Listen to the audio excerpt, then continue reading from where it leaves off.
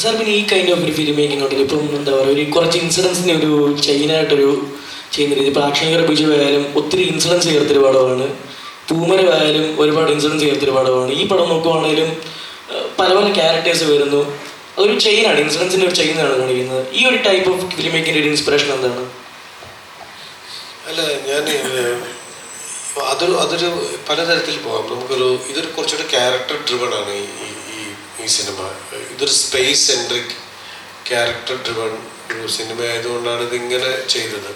ചിലപ്പോൾ നമ്മളൊരു കഥ തന്നെ ഫോളോ ചെയ്യുന്നതാണെങ്കിൽ അതങ്ങനെ ഫോളോ ചെയ്യണം. അത് നമ്മൾ തിരഞ്ഞെടുക്കുന്ന, അല്ലെങ്കിൽ ഒരുപക്ഷെ ഇങ്ങനെ ഒരു സ്പേസിനെ കുറിച്ച് പറഞ്ഞിട്ടില്ലല്ലോ എന്ന് തോന്നിയപ്പോൾ ഇതിനകത്ത് ഇൻട്രസ്റ്റിംഗ് ആയിട്ടുള്ള ഒരു കഥ പറയുമ്പോൾ, ഇപ്പോൾ ഈ സിനിമയുടെ കഥ ആദ്യം നമ്മളതിലൊരു കഥ വരുന്നു.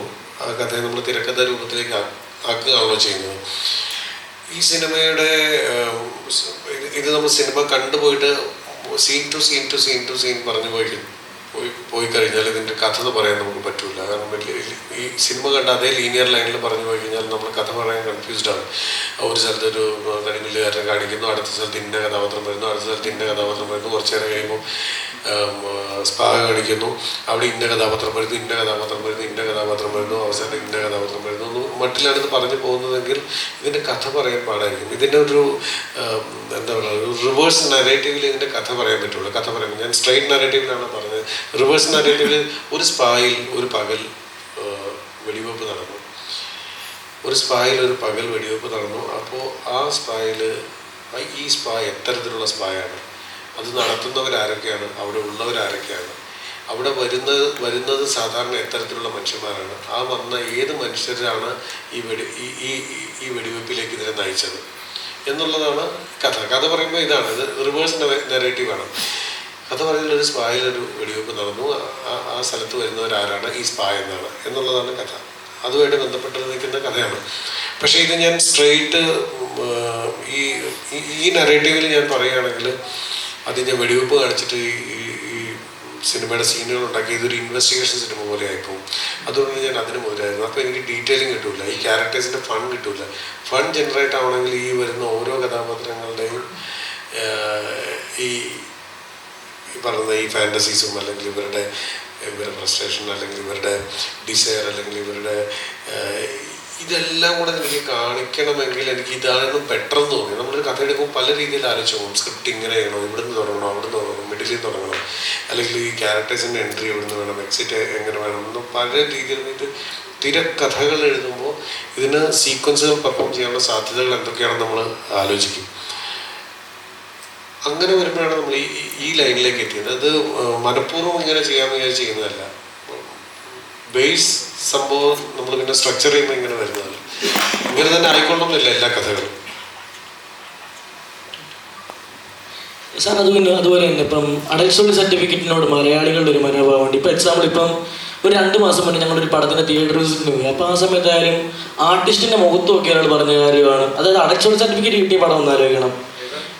ആർട്ടിസ്റ്റിൻ്റെ മുഖത്ത് നോക്കി ഒരാൾ പറഞ്ഞ കാര്യമാണ്, അഡൽട്ട്ഹുഡ് സർട്ടിഫിക്കറ്റ് കിട്ടിയ പടത്തിൽ എങ്ങനെ കുട്ടികളെ കൊണ്ടുവരും. അയാൾ ഭയങ്കര റൂഡായിട്ടാണ് ചോദിക്കുന്നത്, ഈ പടമൊക്കെ എങ്ങനെ പിള്ളേരെ കാണിക്കുമെന്ന്.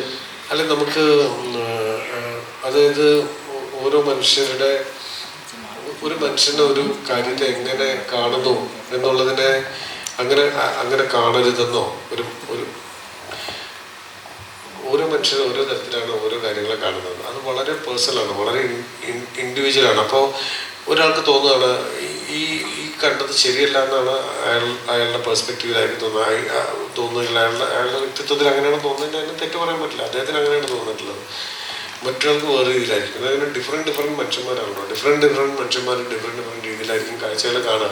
ഇതിനെ നമുക്ക് ഒരു പോയിന്റിൽ എത്തിക്കാൻ ഭയങ്കര പാടായിരിക്കും. പ്രത്യേകിച്ചും ഇത്രയും കോൺട്രവേഴ്സിയുള്ള അല്ലെങ്കിൽ ഇത്തരത്തിലുള്ള ഒരു സാധനത്തിനെ നമുക്ക് ഇപ്പോൾ ഒരു ഫാമിലി സിനിമയാണ് നമ്മൾ വിചാരിക്കുക. ഒരു ഫാമിലി സിനിമ വളരെ ഹാപ്പി ആയിട്ട് നമുക്ക് കാണാൻ പറ്റും. കാരണം നമ്മളൊരു ഫാമിലിയായിട്ട് ജീവിച്ചു പോകുമ്പോൾ ആൾക്കാർക്ക് സന്തോഷമായിട്ട് പോയി കാണാൻ പറ്റുന്ന, ഫാമിലിയായിട്ട് കാണാൻ പറ്റുന്ന ഒരു സംഗതിയാണ് എങ്കിൽ അതിനെക്കുറിച്ച് ചിലപ്പോൾ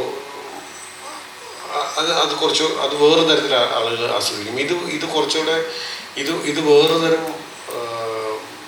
ഒരു വിപ്ലവം പോലെ ഒരു സാധനം പറയുമ്പോൾ അതൊന്ന് ചെറിയൊരു ഷെയ്ക്ക് ഉണ്ടാക്കും, ഒരു ഷോക്കും ഒരു ഷെയ്ക്കും ഒക്കെ ഉണ്ടാക്കും. പക്ഷേ അത് ഒരു ആർട്ട് ഫോം എന്നുള്ള രീതിയിൽ ഇതിനെ ആർട്ടിനെ ഇഷ്ടപ്പെടുന്നവർ കാണും. നമ്മളൊരു വലിയ ജനക്കൂട്ടത്തെ അല്ല വിചാരിച്ചു. ഇത് കാണുന്ന കണ്ടാൽ അത് മനസ്സിലാവുന്നത് എൻജോയ് ചെയ്യുന്ന ഒരു ഓഡിയൻസ് വിഭാഗം. അത് സ്ത്രീകളും പുരുഷന്മാരും ഒക്കെ വരാം അതിനകത്ത്. അങ്ങനെ ചിന്തിക്കുന്നവരുണ്ടല്ലോ. ഇപ്പോൾ എഡ്യൂക്കേറ്റഡ് ആയിട്ടുള്ള ഒരു സ്ഥലത്ത് ഇങ്ങനെ സംഭവം നടക്കുന്നു, നമ്മൾ നിരന്തരം പത്രവാർത്തയിൽ കാണുന്ന, നിരന്തരം ചർച്ച ചെയ്യപ്പെടുന്ന ഒരു വിഷയത്തിൻ്റെ ഒരു സറ്റയർ വേർഷൻ കാണാനായിട്ട് കണ്ടാസ്വദിക്കുന്നതിൽ തെറ്റുണ്ടാവില്ല എന്ന് വിചാരിച്ചിട്ടാണ് നമ്മൾ ഈ സിനിമ ചെയ്യുന്നത്. പക്ഷെ പലതിനെയും പല രീതിയിലായിരിക്കും പറയുന്നത്. നമുക്ക് ഇങ്ങനെ തന്നെ ഒരാൾ ചിന്തിക്കണമെന്ന് പറയാൻ പറ്റില്ല.